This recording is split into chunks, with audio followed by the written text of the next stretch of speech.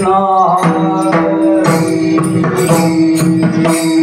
जय जय राम कृष्ण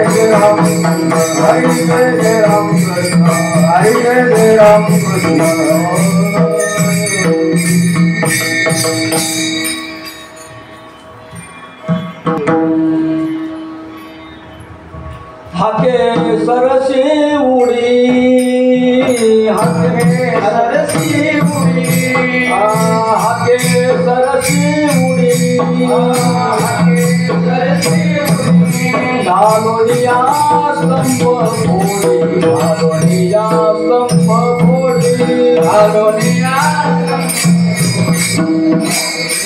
स्तंभ फोडी घालोनिया स्तंभ फोडी घालोनिया स्तंभ फोडी हाके सरसी उडी हाके सरसी उडी हाके सरसी उडी हाके सरसी उडी घालोनिया स्तंभ फोडी घालोनिया स्तंभ फोडी घालोनिया स्तंभ फोडी घालोनिया स्तंभ फोडी घालोनिया स्तंभ फोडी ऐशी कृपावंत कोण ऐशी कृपावंत कोण ऐशी कृपावंत कोण ऐशी कृपावंत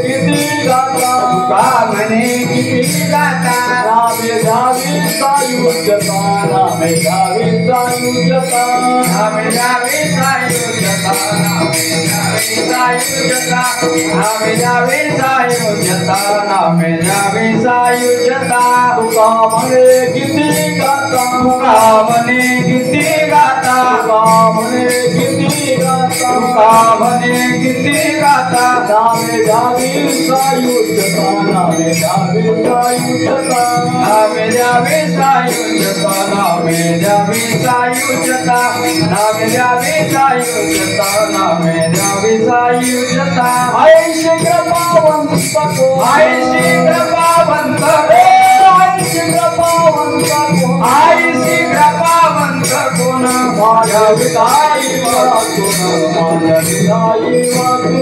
माझे विठाई वाचून माझे वाचून माझे विठाई वाचून विठाई वाचून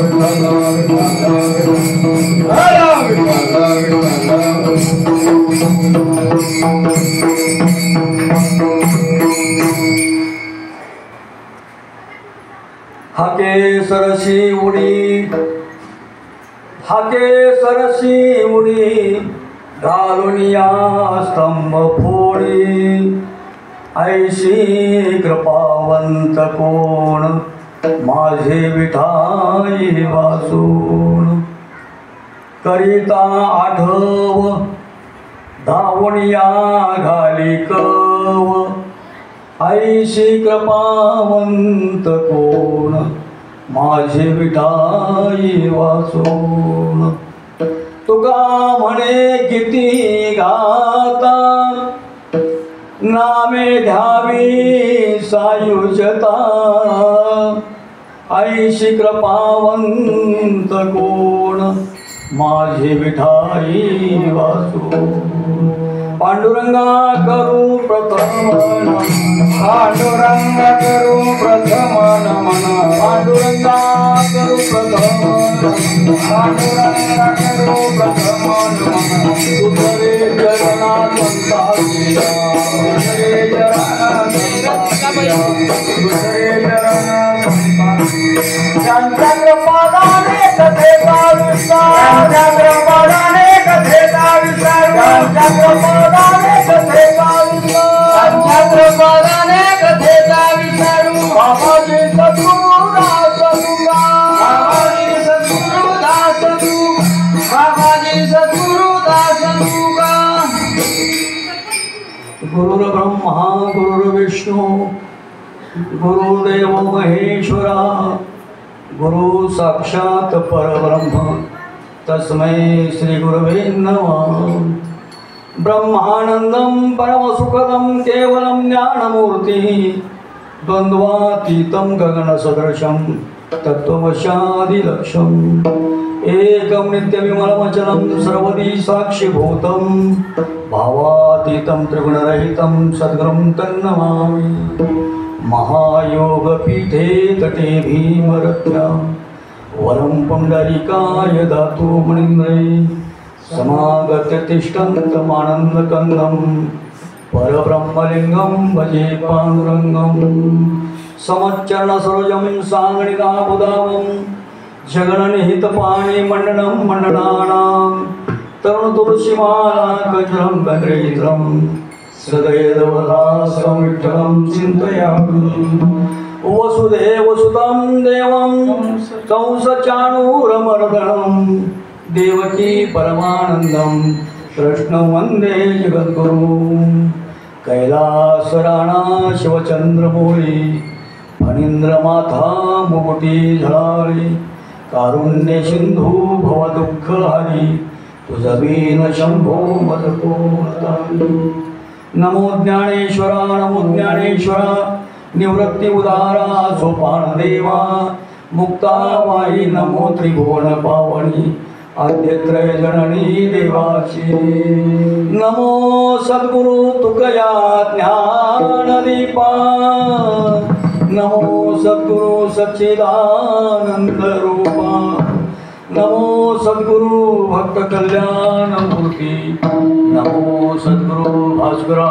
पूर्ण कीर्ती जयांचे केलिया स्मरण होय सकल विद्यांचे अधिकरण तेची बंधू श्री चरण श्री गुरुचे ते नमस्कार मस्तक हे पायावरी या वारकरी संतांच्या सेवे लागी सेवक झालो तुमच्या लागलो निज चरणा अहो स्वामी तुकया देवा यावरे न करावे विठ्ठला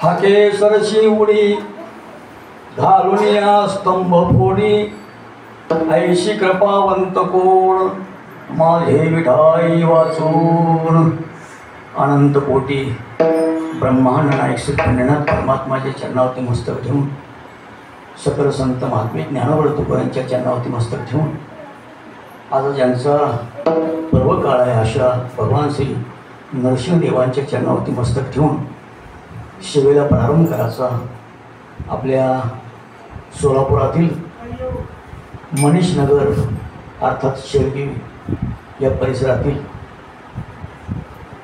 परब्रह्म श्री विठ्ठल परमात्मा रत्नाय सेवाचं मंदिर आणि या मंदिरामध्ये गेली अनेक वर्षापासून हा नामोत्सव या ठिकाणी चालू आहे। त्या नामोत्सवातली प्रतिवर्षाप्रमाणे गेल्या अनेक वर्ष झाली माझ्याकडं आज ह्या पर्वकाळाची सेवा असते। आज विशेषत्वानं भागवत धर्मियांचा हिंदू धर्मियांचा वारकरी संप्रदायाचा वैष्णवांच्या दृष्टीनं फार मोठा पर्व आहे आणि तो पर्वाचा दिवस आहे। पर्व म्हणजे काय, पर्वकाळ कशाला म्हणतात, पर्वणी कशाला म्हणतात हे तुम्हाला मला माहिती पाहिजे, कळलं पाहिजे। हे जे 3 प्रकार शास्त्रकारांनी सांगितले त्याच्यातला एक प्रकार म्हणजे आजचा तो पर्व आहे। पर्व शांती मळमन आत्रा यांनी आपल्या भागवत ग्रंथामध्ये 11व्या अध्यायामध्ये त्याचं चिंतन केले। आजच्या दिवसाचा महिमा जो अगाध महिमा तो महिमा सांगितला तो म्हणजे कोणता, पर्व विशेष भागवत धर्मी नरसिंह जयंती रामनवमी वामन जयंती जन्माष्टमी उत्तमोत्तम शिवरात्र असे 5 पर्व आहेत। एकाच श्लोकामध्ये नाथरायांनी 5 पर्वाची मांडणी केली आणि ते 5 पर्व कोणासाठी आहेत, कशासाठी आहेत याचं चिंतन महत्त्वाचं आहे। कोणासाठी, आमच्यासाठी स्वाभिमानानं सांगावं वारकऱ्यांनी वैष्णवांनी। कोणासाठी, हे आमच्यासाठी। हां, कशासाठी आहे, याचं कर्तकल्याण करून घेण्यासाठी। हां, याला पर्व म्हणतात। ते 5 पर्व मी तुम्हाला सांगितलं प्रकार, पर्व वेगळा, पर्वणी वेगळी आणि पर्वकाळ वेगळा, हे कळलं पाहिजे।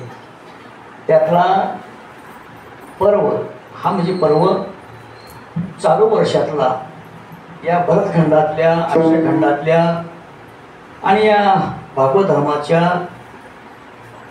जे पर्व विशेष आहे, विशेष पर्व सांगितले नाथरायांनी, त्या विशेष पर्वातला दुसरा पर्व आहे हा, दुसरा पर्व आहे. मग पहिला पर्व कोणता? चैत्र शुद्ध नवमी. कोण जन्माला येते? हा, रामच येते ना. बरोबर. हा, त्याला चैत्र शुद्ध नवमी. कारण आपलं मराठा धर्मियांचं नववर्ष चैत्र शुद्ध प्रतिपदेला सुरुवात होते, गुढीपाडव्याला सुरुवात होते. आणि जे उत्सव सुरुवात होतात ते चैत्र महिन्यापासून जे सुरुवात उत्सव होतात ते उत्सव म्हणजे आपल्यासाठी. आणि त्या उत्सवातला पहिला उत्सव जर कोणता असेल तर तो म्हणजे पर्व असेल तर तो म्हणजे रामनवमी, जो संपूर्ण जगाचा आत्मा राम आहे. बरं, संपूर्ण जगाचा तो राम आहे. आणि त्या रामप्रभूचा जन्मकाल म्हणजे चैत्र शुद्ध नवमी हा पहिला पर्व आहे. त्याच्यानंतर येणारा दुसरा पर्व तो म्हणजे आज वैशाख शुद्ध त्रयोदशी नाही, चतुर्दशी. चतुर्दशी, चतुर्दशी. कारण गोंधळ झाला आहे, कारण काल द्वादशी झाली आहे आणि आज लगेच चतुर्दशी आली. दोन चतुर्दशी सांगितली, आज ही सांगितली, उद्या सांगितली. आजची चतुर्दशी आपल्या भागात आहे, उद्याची चतुर्दशी भुसावळवर तिकडच्या भागात आहे, उत्तरांचलवर त्या भागात आहे. उद्या नरसिंह भगवान नरसिंहचा जन्म उद्या तिकडे होणार आहे, पण आज आपल्याकडे होणार आहे. आज तृतीया संपून चतुर्दशीला सुरुवात झाली.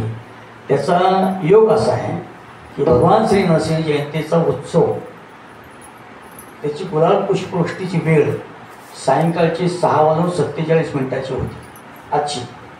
बरं, म्हणजे सूर्य अस्तालाही नाही गेला पाहिजे आणि पार वर पण राहिला नाही पाहिजे. म्हणजे अर्धा बुडालेला आहे, अर्धा वर आहे. अशा क्षणाला भगवान श्री नरसिंहांचा जन्म आहे आणि तो त्यावेळेला गुलाल पुष्पवृष्टी होते. काय काय ठिकाणी कीर्तन सेवा केली जाते. अशा विषयी हा दुसरा पर्व आहे. याच्यानंतर येणारा तिसरा पर्व जर कोणता असेल तर श्रावण वद्य अष्टमी. श्रावण वद्य अष्टमी. कोण जन्मलं? कृष्ण भगवान जन्मले, कृष्ण भगवान जन्मले. त्याच्यानंतर म्हणजे 3 झाले पर्व. चौथा पर्व आहे भाद्रपद शुद्ध द्वादशी, विजयादशमी. भाद्रपद शुद्ध द्वादशी कोणचे?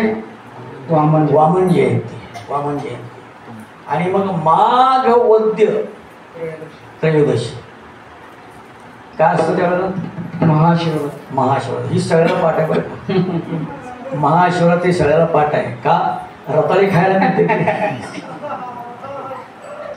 हा, विचारलं महाशिवरात्र काय केली? ते मला रताळी खायला मिळते ते.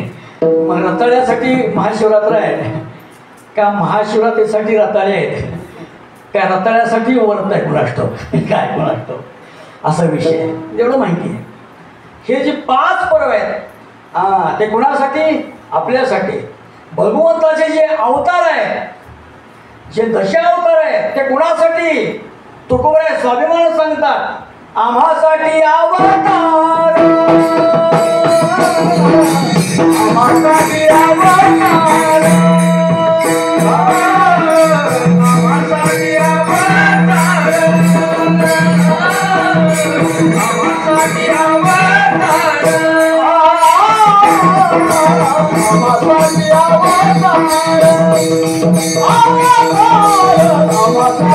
आम्हासाठी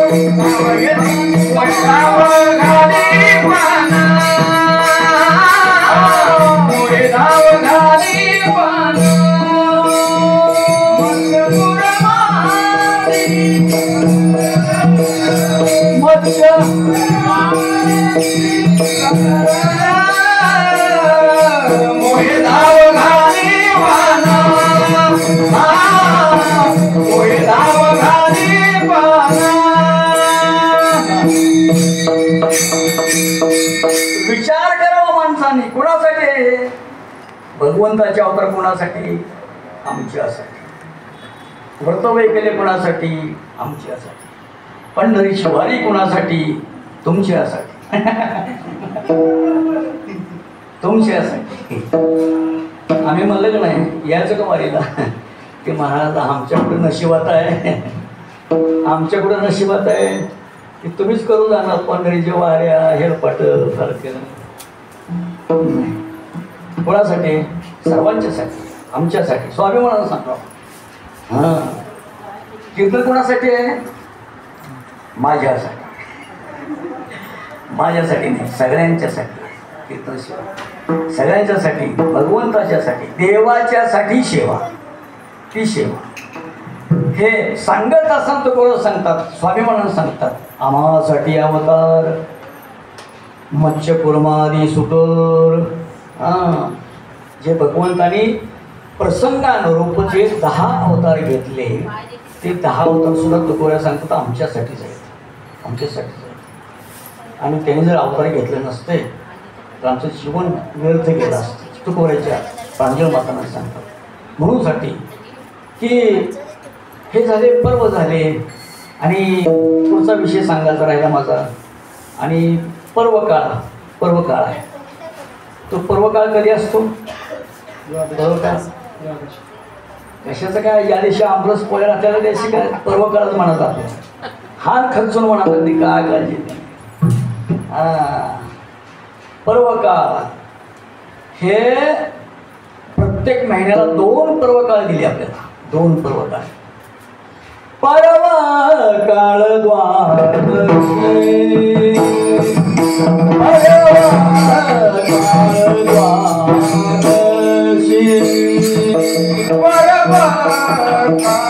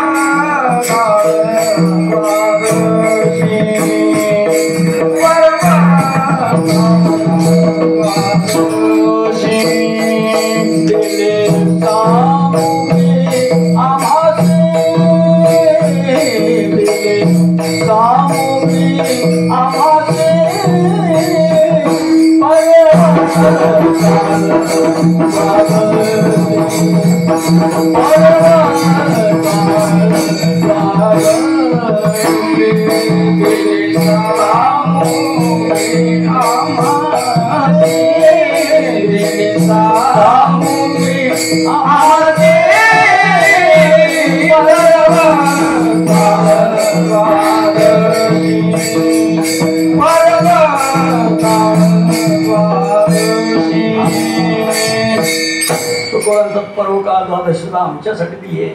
आमच्यासाठी काय विशेष आहे पर्वकाळाचं? काय विशेष आहे? द्वादशीचा पर्वकाळ म्हणजे काय? तो काय साधारण आहे? काय असाधारण आहे? तो त्याचा विशेष महिमा. मी सांगतो आपल्यासाठी अनादिकालापासून भगवंतांनी, ऋषीमुनींनी, संत महात्म्यांनी काही अशी काही अगदी भाग्याची संधी दिली आहे. त्या संधीमध्ये आपल्यासाठी 3.5 मुहूर्त सांगितले. एका वर्षामध्ये 3.5 मुहूर्त सांगितले. ते 3.5 मुहूर्तामध्ये की पहिला मुहूर्त म्हणजे चैत्र शुद्ध प्रतिपदा.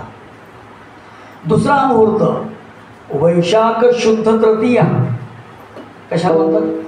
अक्षय तृतीया. अक्षय तृतीया हा दुसरा मुहूर्त आहे.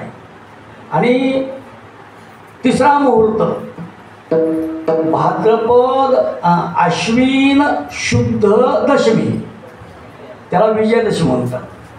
तो दसरा हा तिसरा मुहूर्त.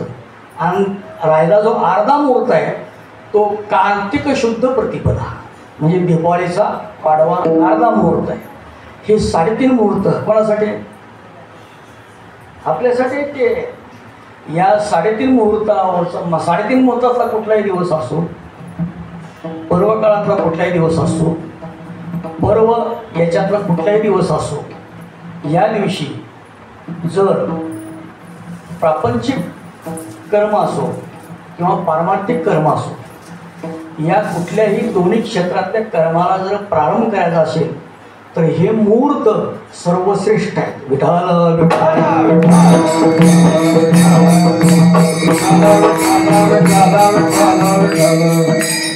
मी दोन्ही बाजू सांगितल्या. पारमार्थिक कर्म करण्यासाठी म्हणजे कुठलीही साधना जर आरंभ करायची असेल तर या मुहूर्तावरती करा. त्याच्यामध्ये विजय प्राप्त होतो, यशस्वी खिचून आणता येते, इतकी ताकद आहे त्या विशेष दिवसामध्ये. प्रापंचिक जीवनात कुठलंही कार्य, व्यवसाय असो, व्यापार असो, कुठलंही कार्य असो, आपलं जीवन जगण्यासाठी, उदरभरणाच्यासाठी एखादं कार्य तुम्ही जर प्रारंभ करणार असाल ना तर या दिवशी केलं ना तर त्या दिवसाचं फळ वेगळं आहे. नक्की तुम्हाला त्याच्यामध्ये यश लाभ प्राप्त करून देण्याचं कार्य याच्यामध्ये. म्हणून पर्वकाळ आमच्यासाठी, पर्वणी आमच्यासाठी, आणि पुन्हा पर्व आमच्यासाठी, 3.5 मुहूर्त आमच्यासाठी आहे, हे आमच्यासाठी आहे. याच्याकरता मग जर आमच्यासाठी असतील तर आम्ही का सोडावे? आम्ही का सोडावे? सोडायचं नाही. मला खरं सांगा, कोणी कोणी उपवास केलाय? मी असं म्हणलं नाही कोणी कोणी साबुदाणा खाल्लाय,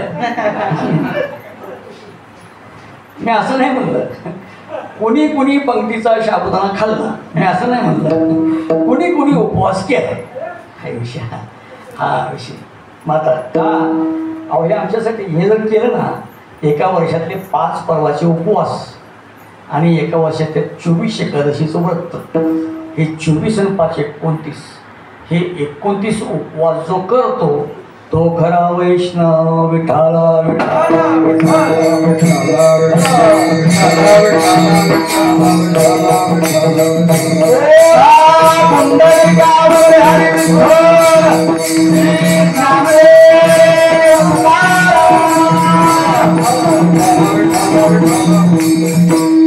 हे याच्यासाठी म्हणतात.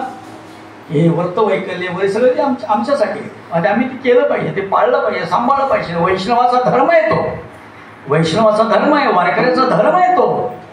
जे वैष्णव संप्रदायामध्ये जे जे नियम अटी दिलेले आहेत त्या पाळल्या पाहिजे, आपण त्या पाळल्या पाहिजे, तेव्हा तो खरा वैष्णव. मग अशा पद्धतीने म्हणतात आपण पर्व पाहिला, पर्वकाळ पाहिला. आता पर्वणी राहिली. पर्वणी नेहमी नसते. पर्वणी फक्त 12 वर्षातनं एकदा असते. 12 वर्षातनं एकदा असते. त्याला आपल्याकडच्या शब्दात बोलायचं म्हटलं तर त्याला कुंभमेळा म्हणतात. कुंभमेळा म्हणतात. तो कुंभमेळा कोणासाठी? आमच्यासाठीच आहे. त्या कुंभमेळ्याच्या काही कालावधीमध्ये विशेष असं पुण्य प्राप्त करून देणारे स्नान सांगितले. स्नान, देवदर्शन, तर्पण, विधी, होम, हवन, दान, धर्म हे सगळं सांगितलं. तर त्या तिथीला, त्या दिवशी मितीला, त्या वेळेला जर आपण ते कर्म केलं, ती साधना केली ना तर विशेष पुण्य आपल्या नावावरती जमा होतं असं म्हणतात. याला पर्वणी म्हणतात. झालं आपण पर्व पाहिलं, पर्वकाळ पाहिला, पर्वणी पाहिली, 3.5 मुहूर्त पाहिले आणि भगवंताचे आता आपल्याला अवतार पाहिजे.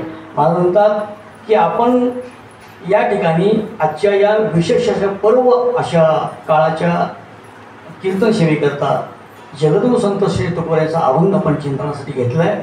तो अभंग असा आहे, चिंतन तिचा असा आहे. हाके सरशी उडी घालनिया स्तंभ फोडी. तुकोबाराच्या दृष्टीनं विचार केला तर महाराज म्हणतात की या विश्वामध्ये कोणीतरी आपलंसं म्हणणारं, आपलंसं म्हणणं कोणीतरी पाहिजे आणि असावं.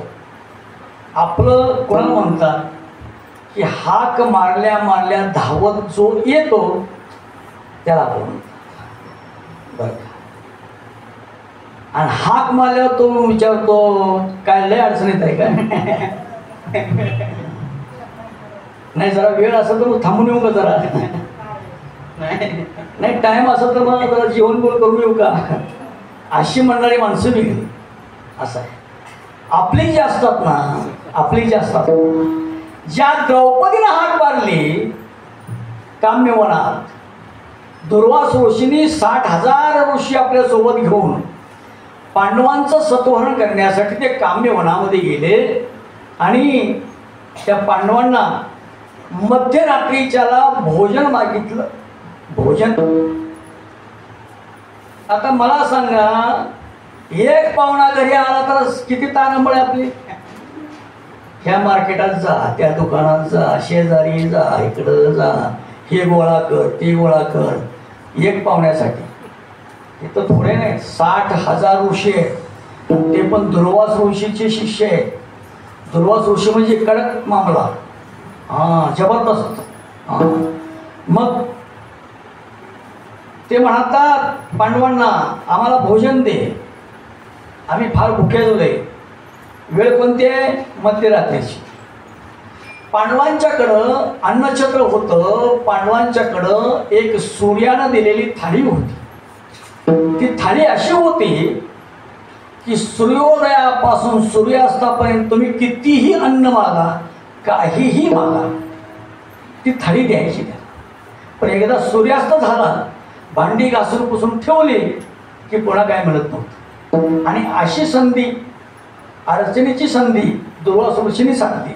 मध्यरात्री गेली आणि भोजन मागितलं. आणि भोजन मागितल्यावर पांडवांनी मान खाली घातली. ते म्हणतात, एवढ्या रात्री, एवढ्या अपरात्री आता भोजन द्यायचं कुठून बाबा? हां, अहो, जर नाही द्यावं तर सत्वाचं हरण होतं. द्यावं तर द्यायला जवळ काही नाही, थोडे की तितके 60,000 आहेत, कसं द्यायचं? मग शेवटी त्या क्षणाला आपलं कोण आहे हे हृदयामध्ये उभारतं. कोण आहे आपलं? अशा महान संकटकाली आपला पाठीराखा किंवा ताबडतोब काही क्षणात येऊन आपल्याला मदत करणारा असा कोण आहे या जगामध्ये, त्रिभुवनामध्ये कोण आहे? तर तो म्हणजे विटेवरती उभारलेला ब्रह्मा. हा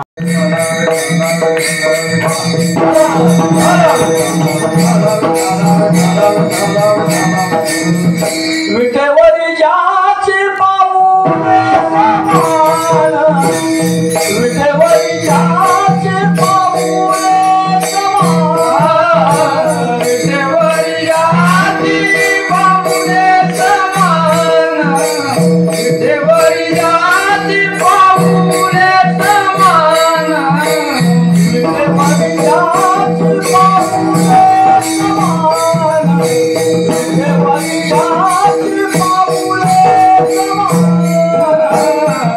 विटेवरी ज्याचे पाऊले समान, विटेवरी ज्याचे पाऊले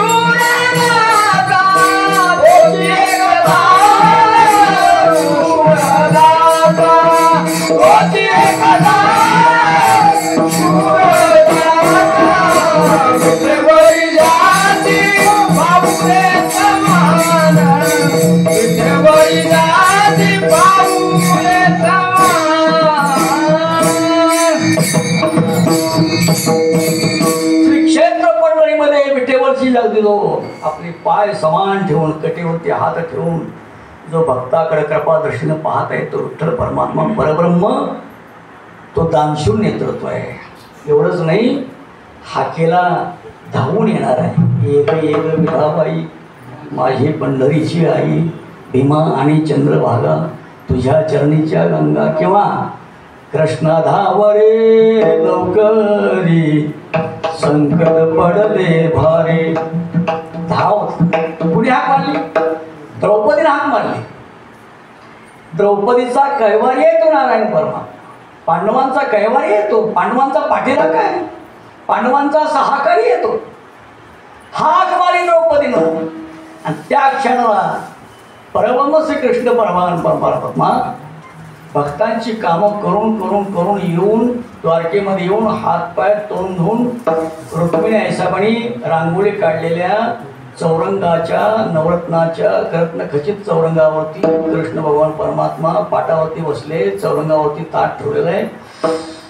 असे पंचपक्वानाचं पात्र ताट भरून दिलेलं आहे. कृष्ण भगवान परमात्म्याने हातात पाणी घेतलं, संकल्प सोडला आणि ताटातला हात घास हातात घेतला आणि तो हातातला घास तोंडात जायच्या अगोदर द्रौपदीची हात कानावरती पडली. तसाच घास ताटात टाकला आणि तो धावत आला. असं कोण आहे आपलं? आपलं कोण आहे? तुम्ही आपल्याला किती बी आपले म्हणा, नाही, कधीच होणार नाही. कदाचित परकी होतील आपल्याला, आपले होते. विषय महाराज म्हणतात तो कृष्ण भगवान परमात्मा धावत आला. असा धावला. किती धावला? माणसाच्या मनाचा वेग किती आहे त्या वेगाच्या 1000 पट वेग कृष्ण भगवंताचा.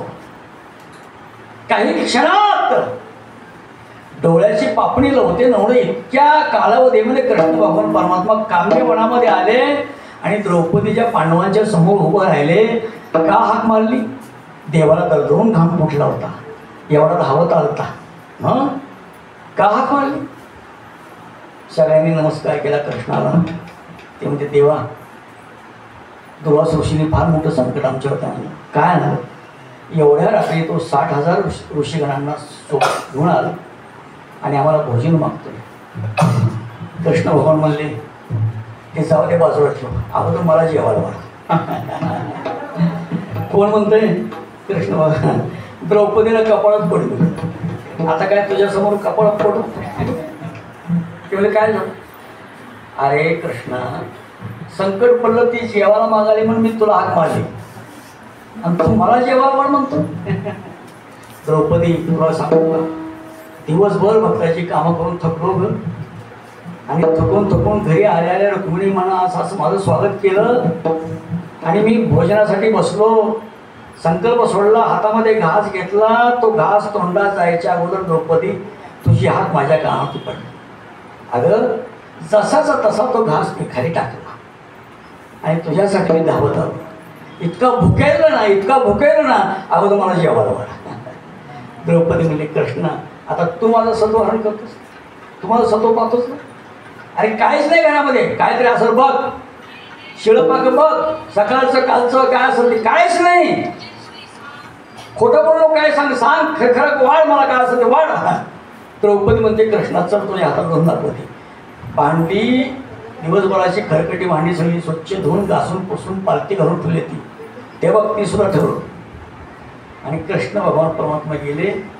जी थाळी होती सूर्याने दिलेली, ती थाळी स्वच्छ घासून पुसून ठेवती. त्या थाळीला हात लावलेला त्याच्यामध्ये एकच भाजी पान होतं. भाजीचं पाणी एकच होतं. कृष्ण म्हणतो, असून नाही म्हणतेस का? ते म्हणजे काय दिसलं तुला? ते काय भाजीचं पान? अरे एका भाजीच्या पानानं तुला काय व्हावं? सगळं अख्खे ब्रह्मांड, असे अनंत ब्रह्मांड तुझ्या पोटात बसतात आणि एका भाजीच्या पानानं काय व्हावं तुला? मला म्हणता कृष्ण भगवान म्हणतो, द्रौपदी तसं नाही. ज्याच्या अंतरामध्ये शुद्ध भाव आहे ना, त्याच्या हातनं भाजीचं पान जरी खाल्लं तर माझी तृप्तीची ढेकर येते.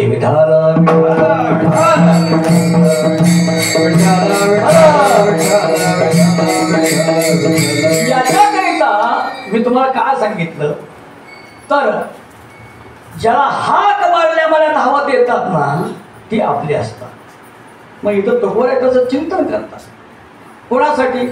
मला सांगतात, आम्ही ज्याला हाक मारली तो आमचा आहे, आम्ही त्याला आमचा समजतो आणि तो आम्हाला त्याचा समजतो. असं आहे, त्याचा समजतो. याच्याकरता एवढं आमच्या अगदी जवळचे घनिष्ठ संबंध आहेत. देव आणि भक्तातलं इतकं नातं जबरदस्त आहे, सुंदर आहे. ते सुंदर नातं खरोखर तो भाव, अंतरातला भाव ते भक्तीला, ते देवाला खेचून इकडं आणतो. आणि याच्यासाठी तुकोऱ्या सांगतात, आम्ही ज्याला हाक मारतो ना ते काय करतात? हाके सरशी उडी, हाके सरशी उडी, हाके सरशी उडी, हाके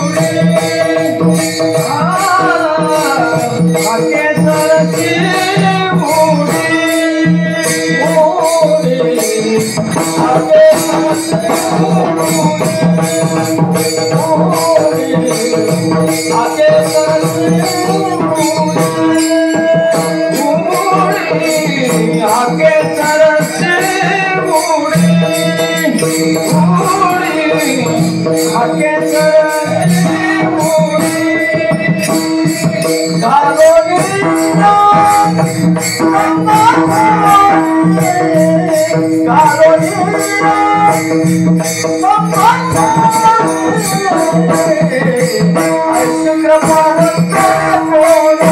हाके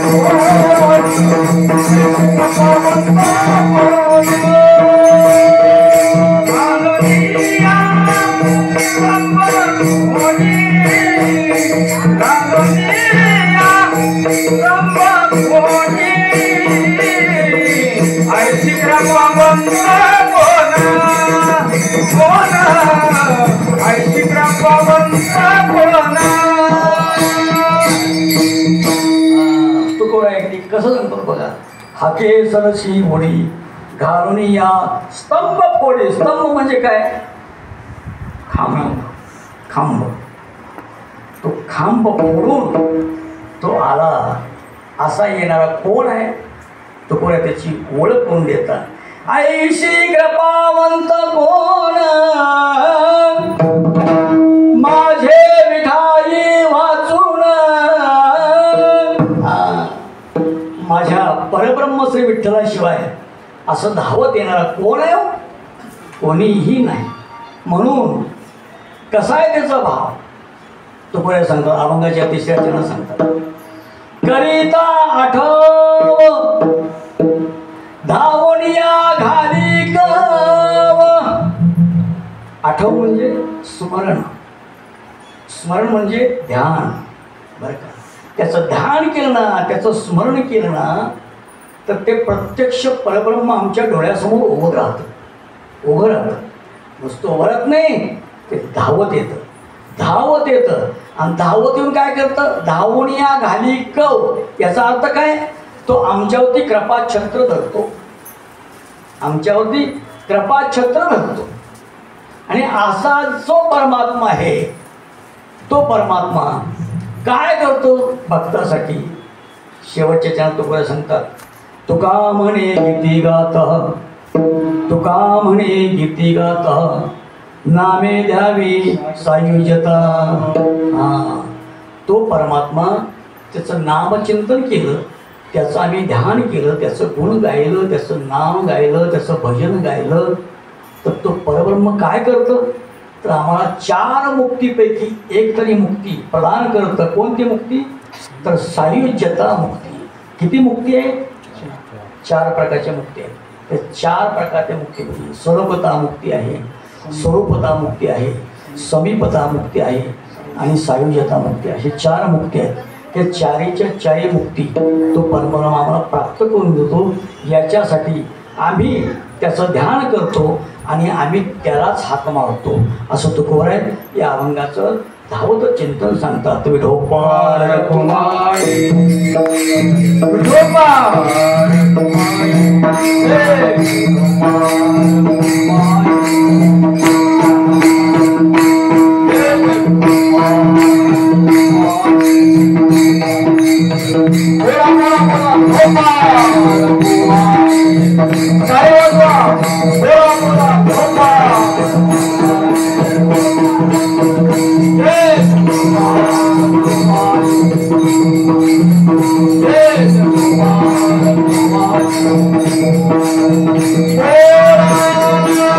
Hey!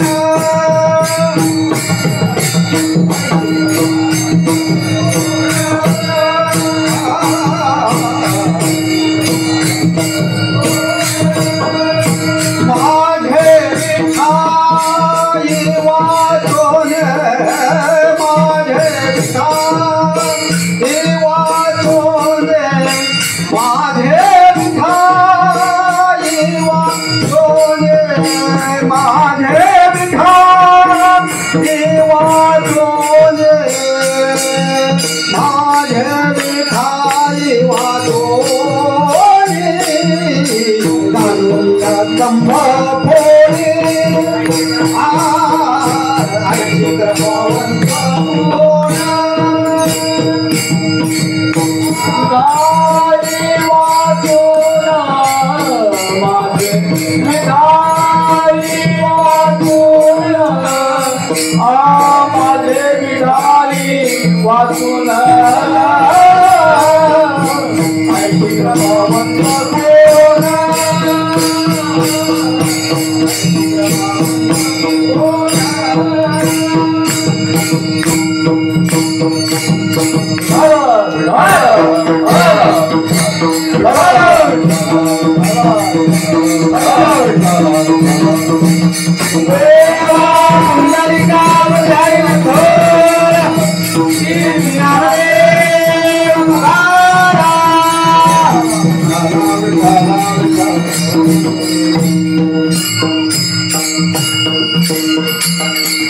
हाके सरशी ओढी घालून या स्तंभ फोडी ऐशी कृपावंत कोण माझे विठाई वाचून. याचं चिंतन आपल्याला करायचं आहे की कोणी स्तंभ फोडला, स्तंभामध्ये कोण प्रकट झाला आणि कृपावंत कोण जगामध्ये आहे आणि तो कोणासाठी कृपावंत होतो तेही महत्त्वाचं आहे. की जो सतत त्याचं नामचिंतन करतो आणि त्याच्यासाठी तो परमात्मा त्याची आई होऊन धावत येतो. हां, असा परमात्मा. आपण मला असं चिंतन चालू आहे की भगवंताने दश अवतार घेतले. कोणते अवतार तुम्हाला सांगतो. मत्स्य, कच्छ, वराह, नारसिंह, वामन, परशुराम, राम, कृष्ण, बौद्ध आणि शेवटचा कलंकी. हे भगवंताचे 10 अवतार आहेत. 10 अवतार केवळ प्रसंगाकरिता घेतलेले अवतार आहेत. मग भगवंताचे फक्त 10च अवतार नाहीत. अवतार 10च नाहीत फक्त. नाही किती आहेत. अवताराच्या राशी तो हा उभा विटेवरी, शंख चक्र गदा पद्म सहित. हे शंख चक्र गदा पद्म सहित. अवताराच्या राशी तो हा उभा विटेवरी,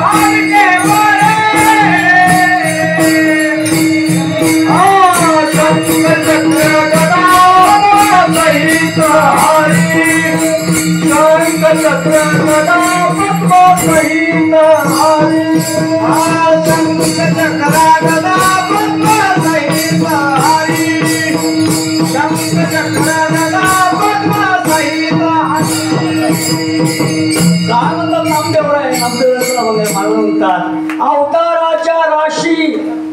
रास म्हणजे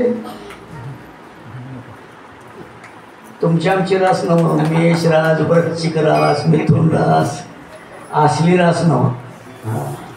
रास म्हणजे ढीग, वस्तूचा, पदार्थाचा, धान्याचा ढीग, त्याला रास म्हणतात.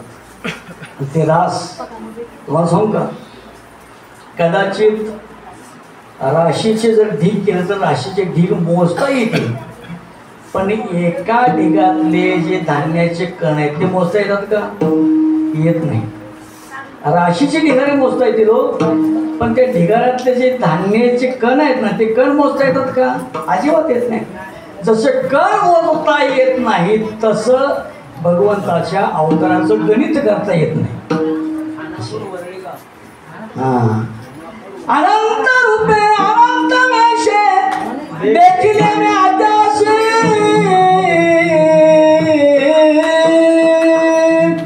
बाप रखुमा देव रोखून बाणली कैशी.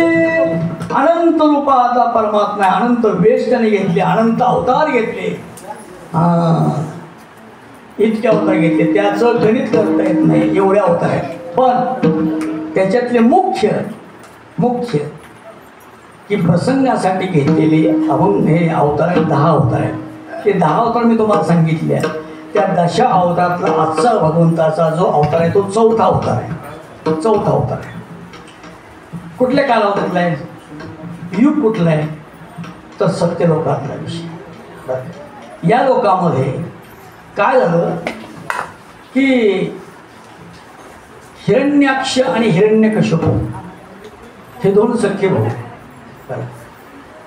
दैत्य होते. ते दैत्य होते. त्याच्यामुळं लोकांना जगाला त्रास व्हायचा दैत्य असल्यामुळे. त्यांनी काय केलं? लोकांवरती तर कब्जा केलाच केला, पण देवावरती कब्जा करायचा. देवाचं राज्य मिळवण्याचा प्रयत्न केला. आणि ते मिळवण्याच्या प्रयत्नामध्ये भगवान विष्णूचं आणि त्या हिरण्याक्षाचं युद्ध झालं. त्या युद्धामध्ये हिरण्याक्षाचा वध झाला. आणि हा वध झालेला हिरण्याक्षाच्या वर्मी लागला. आणि हिरण्यकश्यपूच्या वर्णी लागला. आणि हिरण्यकश्यपू त्या क्षणापासून बिघडला. असा मातला की सगळ्यांना त्रास द्यायला सुरुवात केली. एवढंच काय की त्याने शेवटी देवाशी वैर पत्करलं. देवाशी वैर, माणसातलं वैर सोडा, पण देवाशी वैर करणं एवढं सोपं आहे का?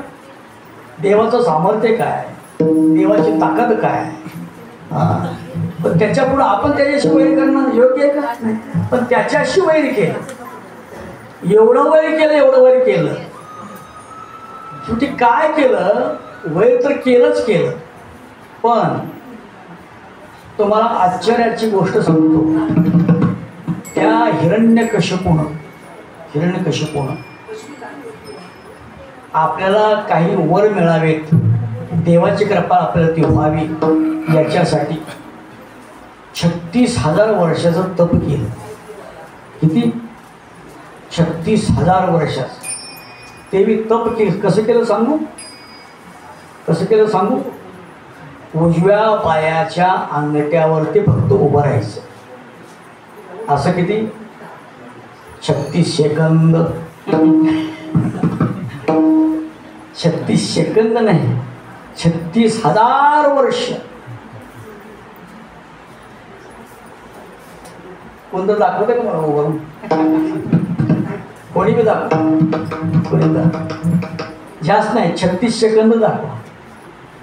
फक्त उजव्या पायाच्या अंगठ्यावरती उभं राहून दाखवा. अशक्य आहे. मग असं खरं तर तप केलं आणि त्याच्यातून तर परब्रह्म प्रसन्न झालं.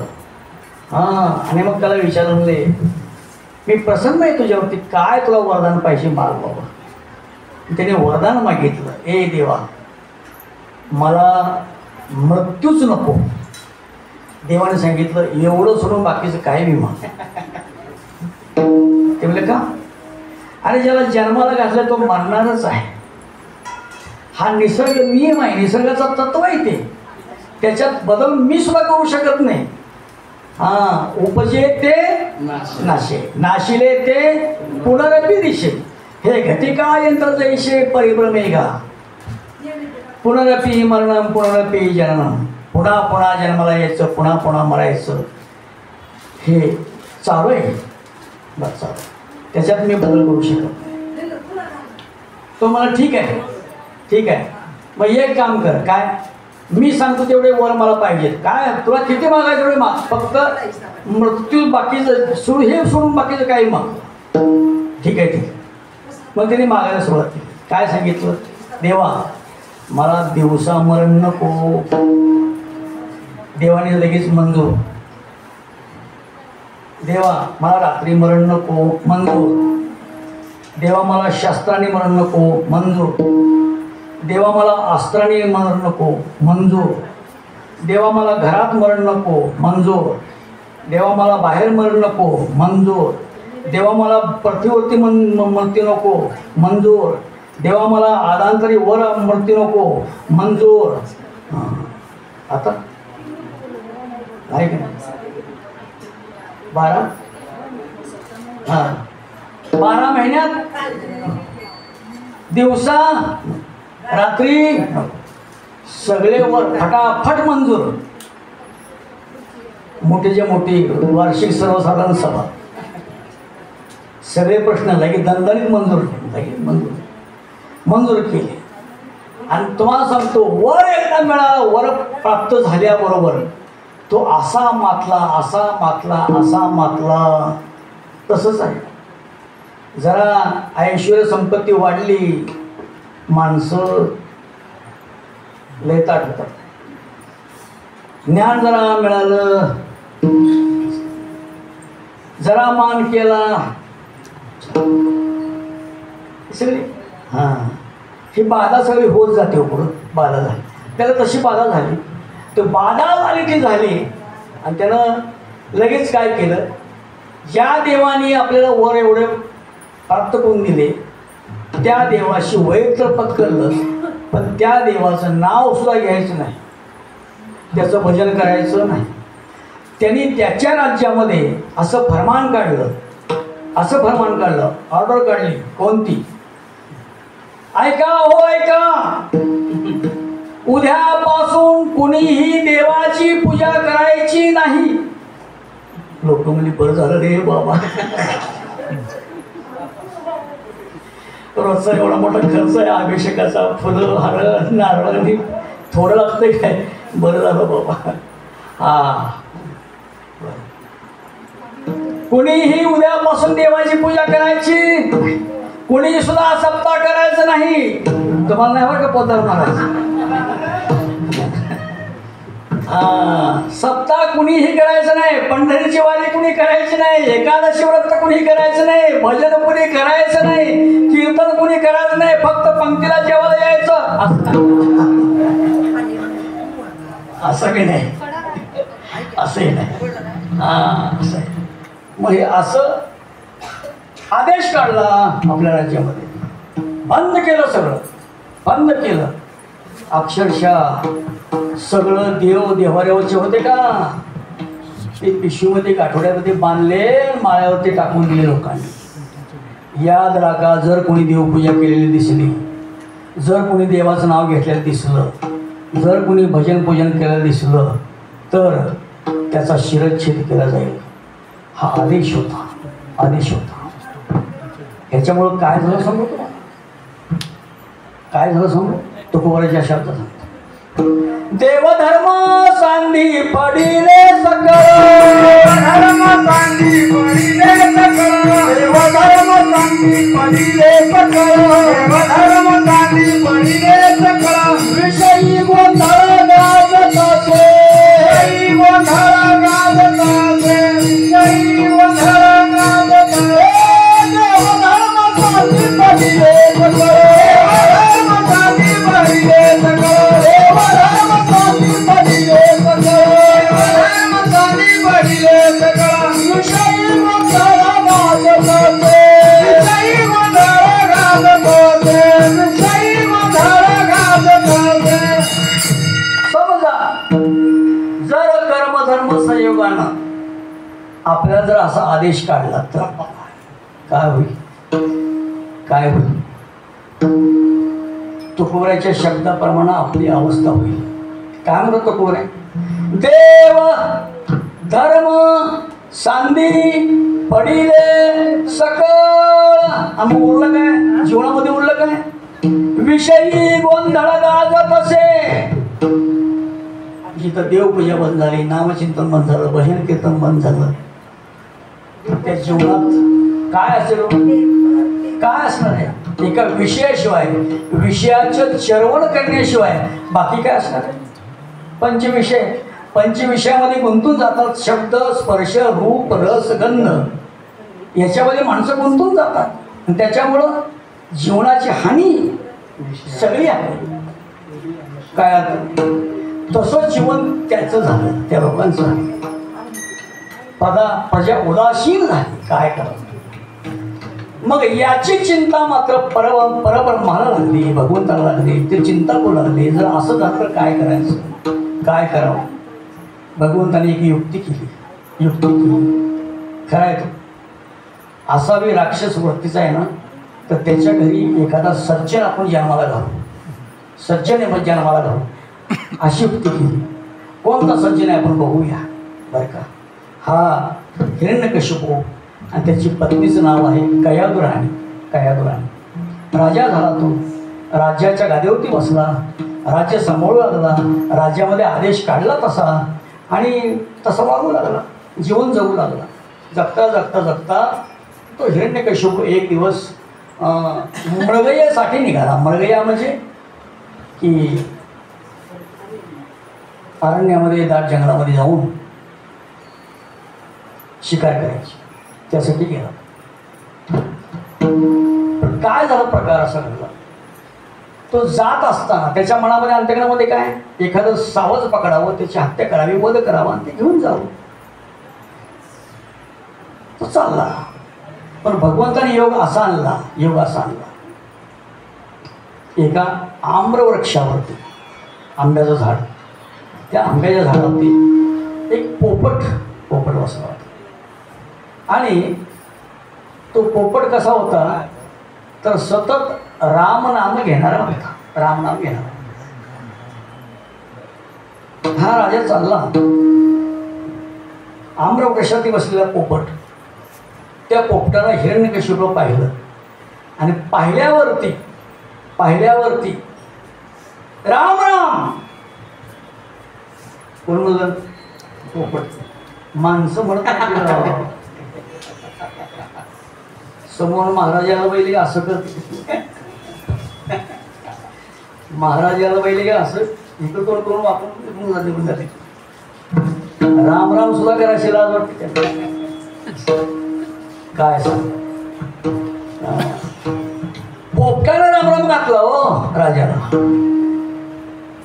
राजाला पटकन ते ऐकल्या गेल्या कानात बोट घातले. अरे बाप, अरे माझ्या वैऱ्याचं नाव घेणारा पोपट, त्याला संपू का. हातात शस्त्र घेतलं आणि पोपटाला मारलं की पोपट राम राम म्हणा की हातात कानात बोट घालायची. आणि कानात बोट घातली की तो पोपट शांत राहायचा. त्यानं म्हणायचं ह्याला संपवतो जाता, संपवतो म्हणायचा, हात कानातलं काढलं, शस्त्र घेतले की राम राम म्हणायचं. तो म्हणला आज अपशकुन झाला, कोणाचं तोंड सकाळ सकाळी उठलं पहिले कुणास ठाऊक काय सांगावं. तो म्हणला आज काही योग नाही, मग चला माघारी. लक्षात ठेवा, अपशकुन झाला की पुढं पाऊल टाकू नये, पाठीमागं निघून जावं म्हणजे घरलाच निघून जावं असं नाही. पाठीमागं निघा, 5 वेळा रामकृष्णारी म्हणा, 5 पावलं टाका, पुन्हा माघारी फिरा आणि पुढं जावा, तुमचं काम नक्की होणार. विषय रामकृष्णारी म्हणायचं फक्त. हा परत निघाला. ऐन वेळी आलेल्या राजाला पाहून कयादुराणीला आश्चर्य वाटलं. म्हणजे का हो, तुम्ही शिकायला गेलता. हो. मग शिकायला झालं नाही का. नाही झालं. काय झालं आता तुला काय सांगायचं. मग मला सांगत नाही, कोणाला सांगणार. सांगा काय झालं. अगं आज चला राज महाराज गेले, काय झालं. नाही तुला सांगण्यासारखं नाही. अहो मी तुमची अर्धांगिनी आहे, मला सांगणार नाही म्हणजे कोणाला सांगणार. मग तुम्ही काय घडलं सांगा. कोण काय बोललं का, कोणी काय विरोध केला का, काय गेलेल्या कामामध्ये काय यश मिळालं नाही का, काय झालं काय. तो म्हणला काय सांगायचं. अहो सांगा ना काय सांगायचं ते. तो म्हणायचा खरं सांगू. मग खरं सांगा हो, खोटं सांगा. तो मी शिकायला चाललो होतो. बरं मग ते म्हणले झाडावरती पोपट बसला होता. अगो बाई किती छान असेल नाही का. ती म्हणते काय दुराणी, ही म्हणते ऐक पुढचं ऐक. तुम्ही काय झालं. अगं तो मला असं म्हणाला, तुम्हाला म्हणाला. काय म्हणाला सांगतो. सांगा ना काय म्हणाला. कयादुराणीला उत्सुकता वाढली आणि ह्याला सांगू वाटेना. सांगावं तर तोंडातनं देवाचं नाम पडते भाई. काय कसं सांगावं. राणी म्हणली संध्याकाळी जेवायचं का नाही. जेवायचं नसं तर सांगू नका. ती म्हणा जेवायचं, मग सांगा लवकर. तो म्हणाला आता तुला काय सांगू, काय मी गेलो, मला पाहिल्याबरोबर त्यानं राम राम असं म्हटलं. अगो बाई काय म्हणला, आता सांगितले की माझं त्यांना सांगाय खरं काय म्हणलो. ती काय आणि विचारायची काय म्हणलो खरं, राम राम म्हणला. असं कितीतरी वेळा त्याच्याकडनं राम राम म्हणून घेतलं. कायद्राणी म्हणले जिंकलं, मी जिंकलं. ज्यानं आदेश काढला त्यालाच नाव घ्यायला लावला, विठाला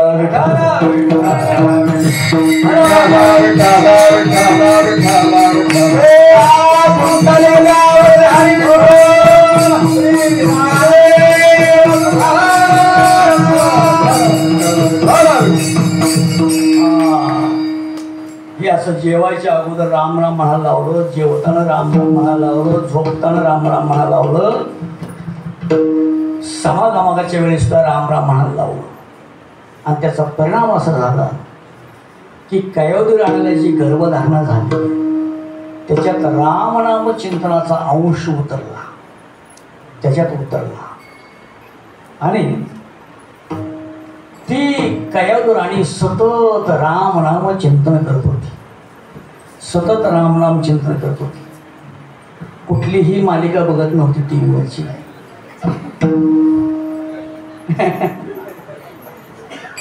तिच्या हातात त्यावेळेला मोबाईल सुद्धा नव्हता. कारण परिणाम काय तुम्हाला सांगतो, मी खरं सांगतो तुम्हाला बरं का, गाडीवरती वळून सांगतो. माता भगिनी ज्यावेळेस ते गर्भावस्था असतात ना, गर्भधारणा झालेली असते, त्या क्षणाला त्या मातेनं मोबाईल बघू नये, विक्षिप्त चित्र विचित्र अशी काही कुठली घटना पाहू नये, टी व्हीवरच्या मालिका पाहू नये, बाकीचे ओबडधोबड अर्धांड असे काही सिनेमामध्ये असतील ना, असं दृश्य कधीही पाहू नये, कधी पाहू नये. एखाद्याचं भांडण ऐकू नये, एकाने दिलेल्या शिव्या ऐकू नये. मग करावं तर काय, करावं तर काय, तिनं फक्त एक करावं, एक करावं, भगवत नामचिंतन करावं. तिनं हरिविजय ग्रंथाचं वाचन करावं, तिनं रामविजय ग्रंथाचं वाचन करावं, तिनं रामायण ऐकावं, तिनं बरं का हे करावं, हे करावं. ज्ञानेश्वरी पारायण करावं, गाथ्याचं पारायण करावं, शिवराम ग्रंथाचं पारायण करावं. हे जर केलं तर त्याचं तत्व, त्याचा अंश त्या गर्भामध्ये उतरतो आणि जन्माला येणारं बाळ नक्की 100% भगवत भक्तच निघतो. विठाला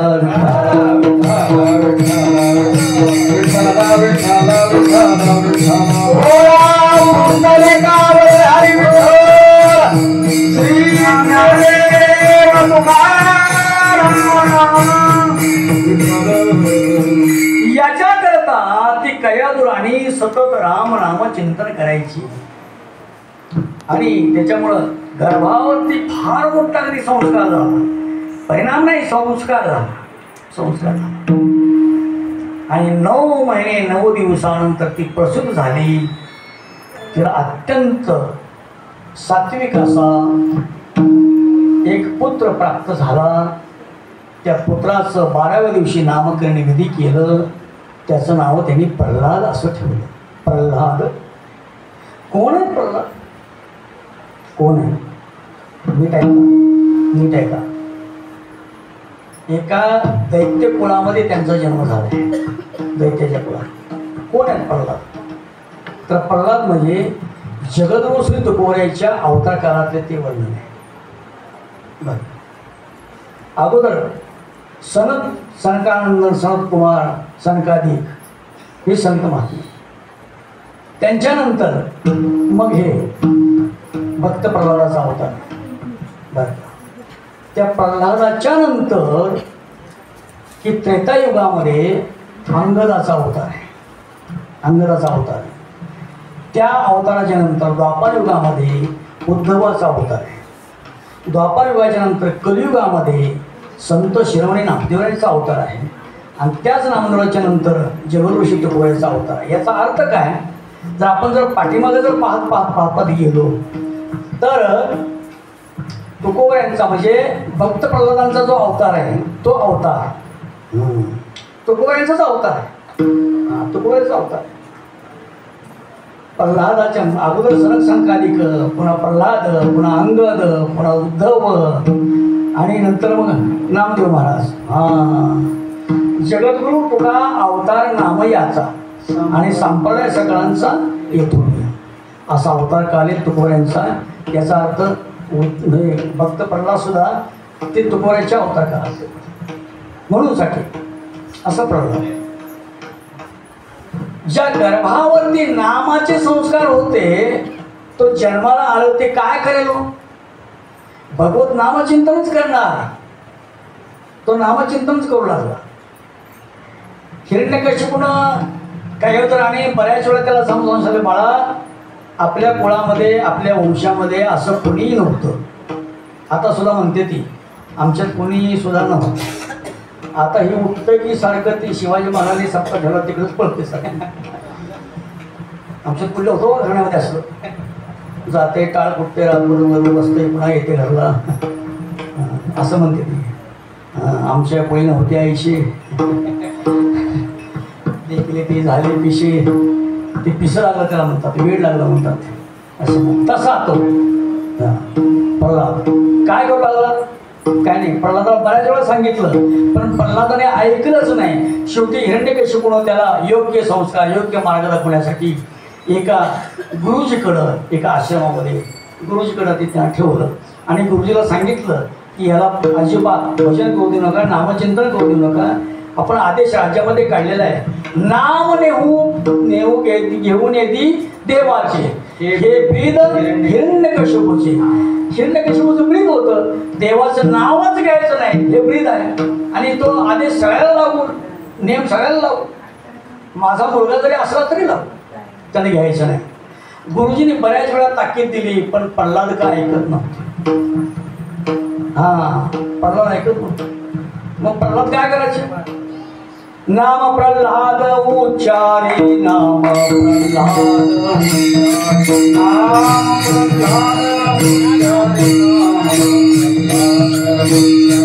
तया सोडवी नर हरी तया सोडवी नर हरी तया सोडवी नर हरी तया सोडवी नर हरी उतरून घेतला कडिये वरी उतरून घेतला कडिये वरी उतरून घेतला कडिये वरी उतरून घेतला कडिये वरी भक्त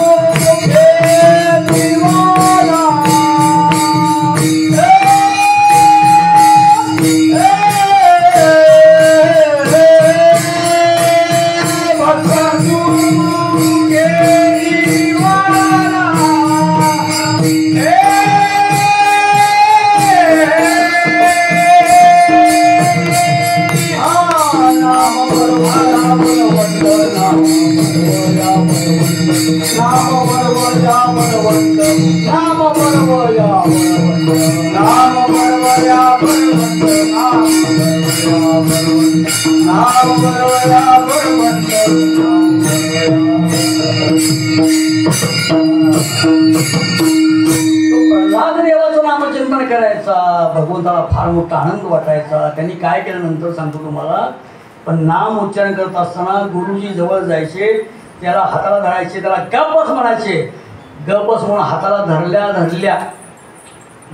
धरल्या प्रल्हादाच्या अंगाचा 440चा झटका बसायचा. कोणाला, त्या गुरुजीला. ते धाडकन कोसळायचं.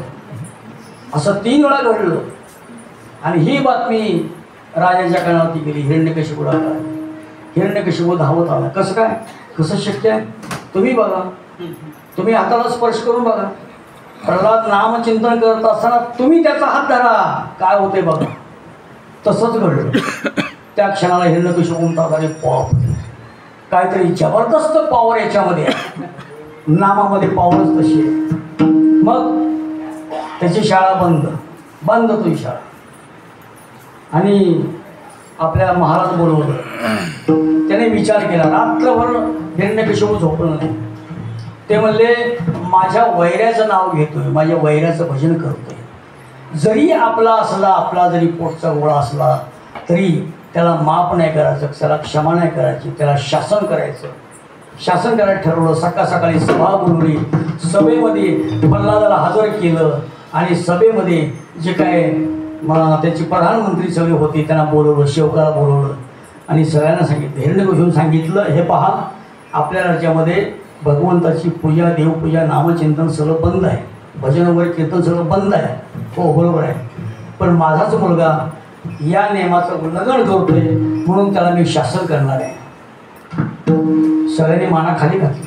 आता राजपुत्र आहे, हिरण्यकशिपूचा मुलगा म्हणजे राजाचा मुलगा म्हणजे राजपुत्र आहे.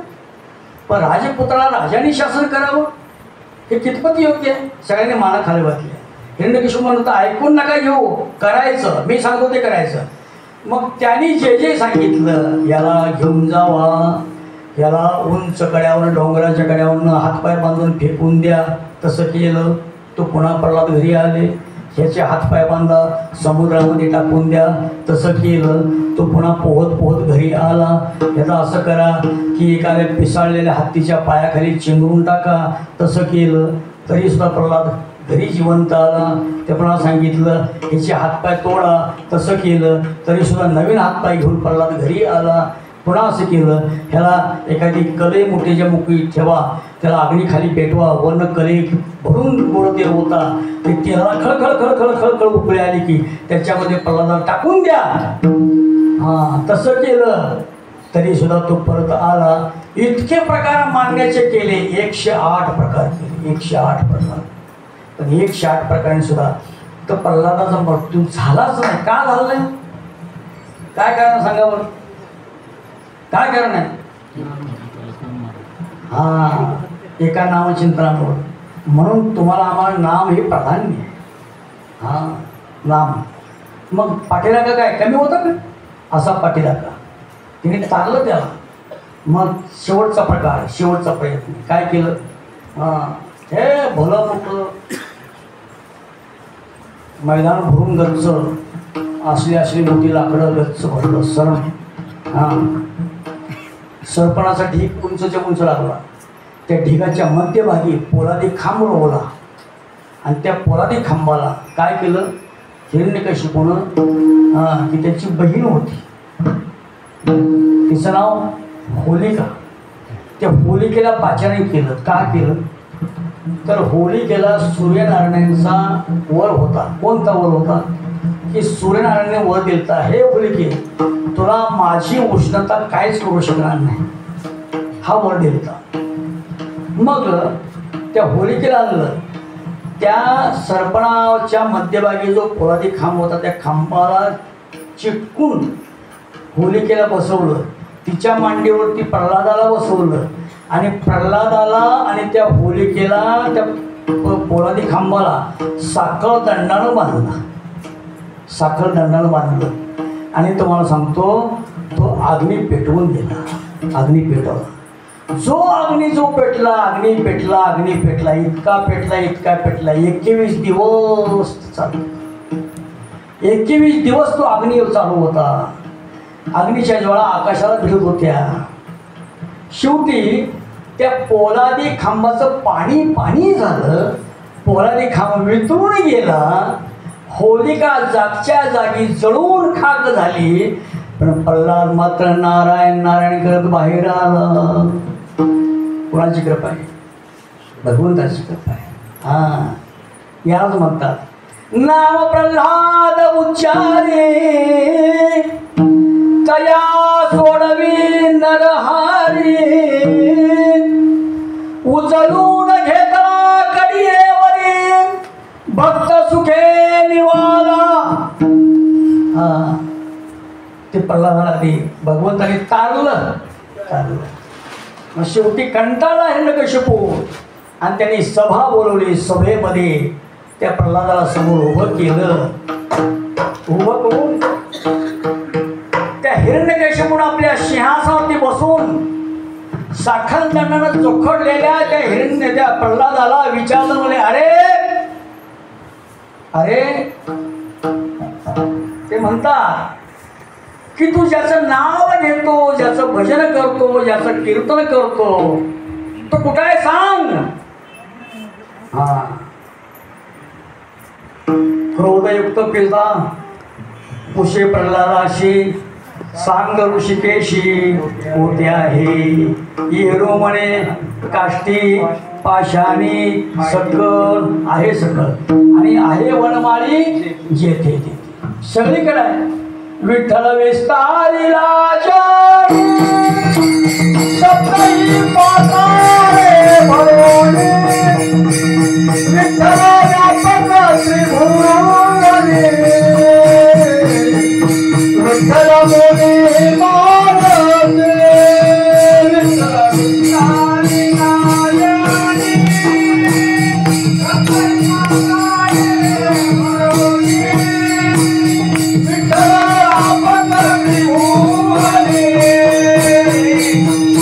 विस्तारिला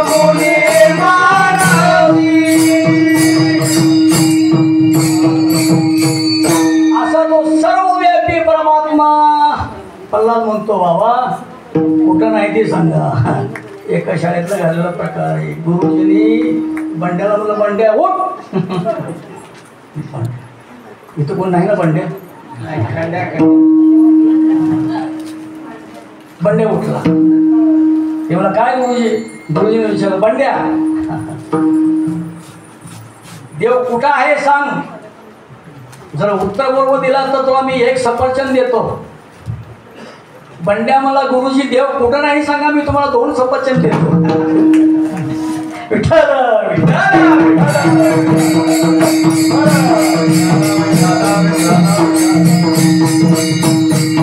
देव कुठं नाही सांगा, सर्वत्र येतो. सर्वत्र गगन भरले जैशी परिपूर्ण परमात्मा येतो. व्यापक हा विश्वंभर चराचर जाचेने असा परमात्मा. मग हिरण्यकशिपूला राग आला. त्याने विचारलं, हिरण्यकशिपूचा जो राजमहाल होता, ऐका ऐका, एवढा विस्तीर्ण स्वरूपाचा राजमहाल होता, एवढा विस्तीर्ण होता की त्याच्या राजमहालाला 80,000 रत्न खचित खांब होते. किती? 80,000. आपलं 6 कॉलम पडलं तर कॉलम पट्ट्याचं 6 कॉलमचं घर आहे. काय सांग कुठं 80,000, कुठं 6 कॉलम, मग कुठं लागावं काय सांग. असला 80,000. आणि मग तिथं जे रत्नखचित खांब होता त्याच्याजवळ वाळलेला लाकडाला किती वर्षाची जुनी खांब. हां हिरण्यकशिपू विचारलं, प्रल्हादा सगळीकडे म्हणतो तू देव, ही जो वाळलेला लाकडाचा खांब आहे त्याच्यात आहे का? तो मला मग आहे. आणि विश्वास पाहिजे सांगणाराकडं, नामधारकाकडे विश्वासच पाहिजे. तुम्ही तिथं जर आडवळला का नाही कमी बोलला काय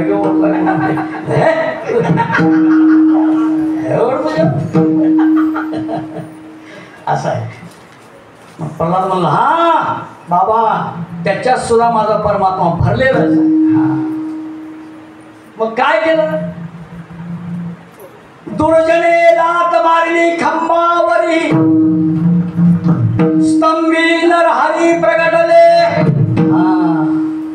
असा सिंहासनावरून उठला तो हिरण्यकशिपू आणि ते दात ओठ खात एक शक्ती एक वटवून तो गेला आणि त्या वाळा लाकडाच्या खांबाला अशी ठाण लात मारल्याबरोबर कडकड कडकड कडकड धडाडा असा मोठा असा आवाज झाला. तुम्हाला येत नाही करता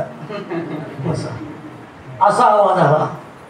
अहो इथं आवाज झाला तर महाराज ब्रह्मा दशकला सत्यलोकी, सत्यलोकामध्ये आवाज गेला.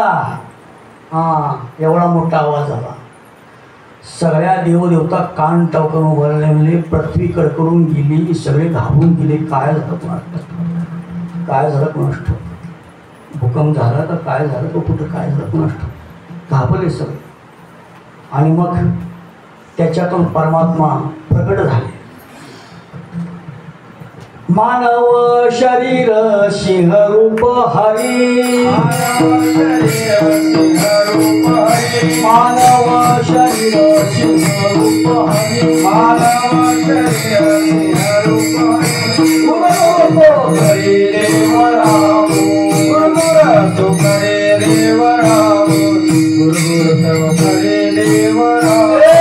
मानव शरीर सिंह रूप हरी, मानव शरीर सिंह रूप हरी, मानव शरीर सिंह वदन हरी, मानव शरीर सिंह वदन हरी, गुरु तो करी देव राम, गुरु करी देव राम, गुरु तो करी देव राम. संभातून प्रकट झाले भगवान परमात्मा. भगवंताचा तो चौथा अवतार आहे. मत्स्य, कच्छ, वराह आणि नारसिंह चौथा अवतार आहे. आणि त्यातून परमात्मा प्रकट झाले. तो म्हणजे कोणचा दिवस, आजचा दिवस वैशाख शुद्ध चतुर्दशी. चतुर्दशी अर्धबिंबी, अर्धबिंबी म्हणजे सूर्य आत अर्धा बुडालेला आणि अर्धा वर होता. अशा क्षणाला कसं होतं, शरीर मानवाचा, तोंड सिंहाचं, हे असं केस दाट आकार वेगळा, दाढ आगळा दात, असा परमात्मा. ज्याचे डोळे लाल बुंद झाले, जीभ लाल म्हणून लळलळ करते, असा परमात्मा बाहेर आला. हिरण्यकशिपू घाबरून गेला. तो म्हणला आता काय आपलं काय करणं, काय नाही. त्यानं विचार करेपर्यंत देवाने त्याला गाठलं आणि उचललं. त्याचा वर कोणता होता याचा परिपूर्ण विचार देवाने केला. आणि देवाने काय केलं, राजमाल्याच्या महाद्वाराच्या चौकटीवरती उंबऱ्यावरती परमात्मा बसले. काय वर होता, घरात नको, बाहेर नको म्हणून उंबरट्यात, दिवसा नको, रात्री नको म्हणून अर्धा सूर्य बुडालेला, अर्धा सूर्य वर होता. जमिनी होती नको, आलांतरी नको म्हणून भगवंताने मांडीवर घेतले. शस्त्रांनी नको, अस्त्रांनी नको म्हणून आपल्या हाताच्या नख्यानं त्या नख्यानं त्या हिरण्यकशिपूचं उदर हृदय विदारण केलं भगवंतानी आणि त्याचा वध केला. तो दिवस म्हणजे आजचा दिवस आहे. आणि मग संपलं. एका राक्षस कुळाचा अंत त्या ठिकाणी झाला. आणि त्याच राक्षस कुळामध्ये सज्जन अशा भगवत भक्ताला भगवंतानी जन्माला घातलं. तो म्हणजे भक्त प्रल्हाद. आणि मग काय केलं, प्रल्हादाने ते बघितलं समोरचं दृश्य. आणि प्रल्हादाने भगवंताच्या आपल्यावरती अनंत उपकार आहेत म्हणून भगवंताचे चरण धरले. भगवंताला अनन्य भावना शरणी गेला. काया वाचा मन झाला विष्णुदास. बरं का, भगवंताला शरणी गेला आणि भगवंताचे चरण घट्ट धरल्यावरती त्या भगवंताने काय केलं, तुका म्हणे गीती गाता आम्ही द्यावी सावी जता. काय केलं, त्याच प्रल्हादाला राज्य पुन्हा सुचूरभूत केलं आणि त्या राजाच्या गादीचा अभिषेक केला. राजाच्या गादीवरती प्रल्हादाला बसवलं आणि अनेक हजारो वर्षाचं आयुष्य प्रल्हादाला भगवंताने दिलं. आणि त्या गादीवरती राज्याच्या प्रल्हादाला स्थापन केलं. राजा म्हणून प्रल्हादाला स्थापन केलं आणि भगवान परमात्मा तिथून गुप्त झाले. तो दिवस म्हणजे आजचा. याचाच म्हणतात महाराज, हा केसरशी उडी घालून या स्तंभ पोळी, ऐशी कृपावंत कोण माझे विठाई वाचून, करिता आठव धावून या घाली कव, ऐशी कृपावंत कोण माझे विठाई वाचून. तुका म्हणे किती गाता नामे घ्यावी सायुज्यता ऐशी कृपावंत कोण माझे विठाई वाचून ज्ञानेश्वर माऊली नारायण माऊली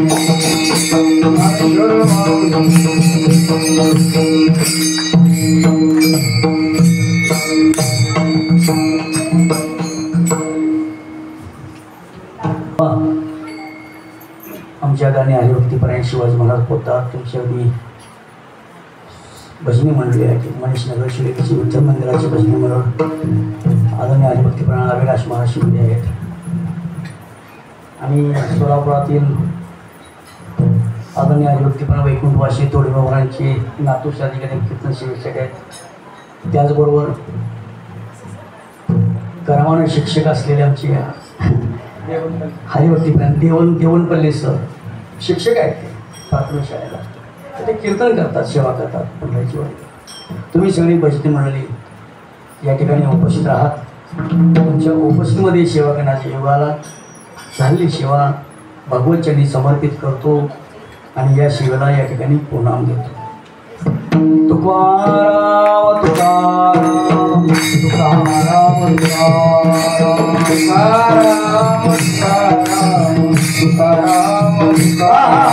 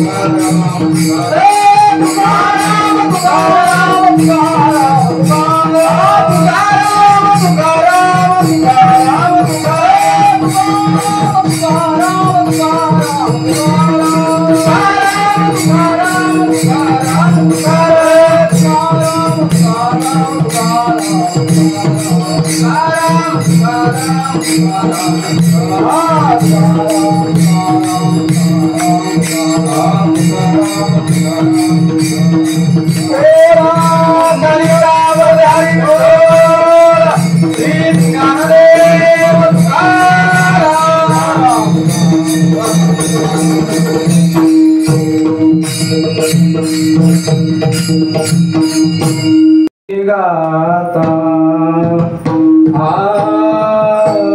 तुका म्हणे गे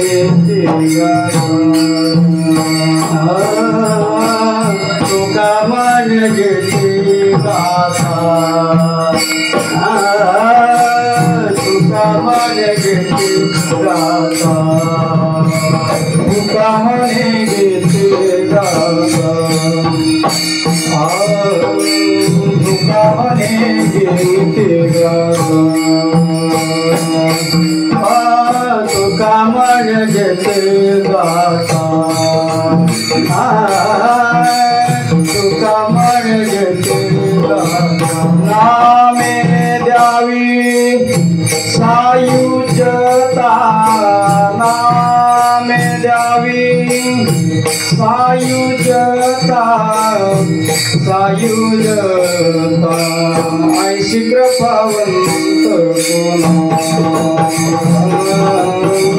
ऐशी कृपावंत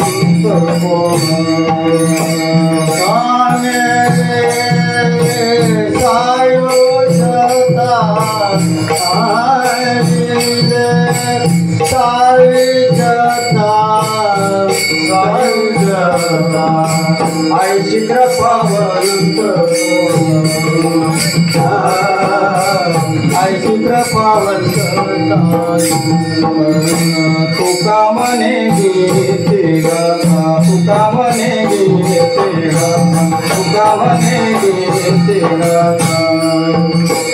तुका म्हणले गाता तुका म्हणले गाता तुका म्हणले नामे द्यावी सायुज्यता नामे द्यावी सायुज्यता सायुज्यता ऐशी कृपावंत कोण ऐशी कृपावंत कोण ऐशी कृपावंत कोण नाम घेता सायुज्यता नाम घेता सायुज्यता गलगता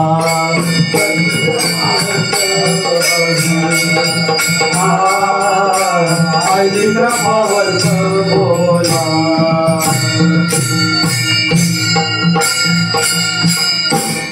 कृपावंत कोण ऐशी कृपावंत कोण ऐशी कृपावंत कोण ऐशी कृपावंत कोण ऐशी कृपावंत कोण ऐशी कृपावंत कोण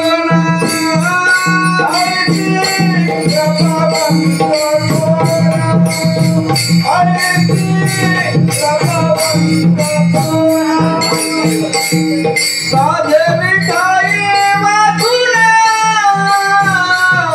साधे मिठाई वाचुना ऐशी कृपावंत कोण ऐशी कृपावंत कोण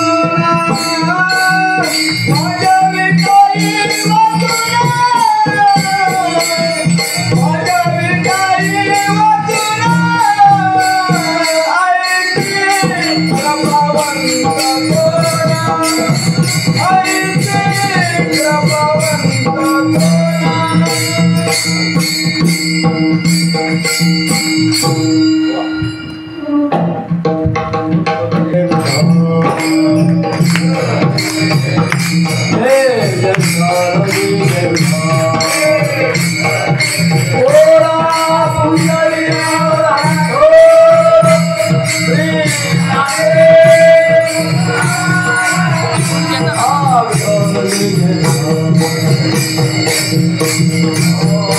भाग्याचा उदय ते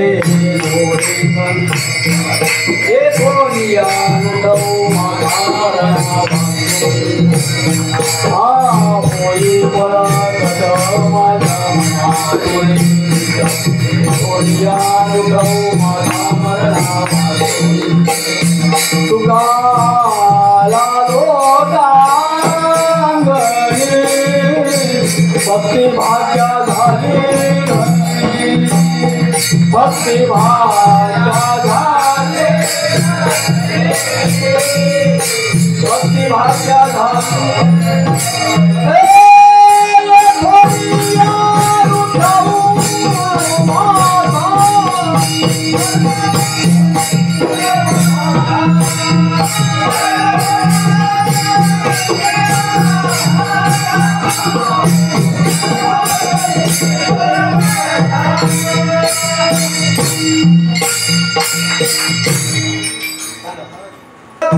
तुकाराम ज्ञानदेव तुकाराम ज्ञानदेव तुकाराम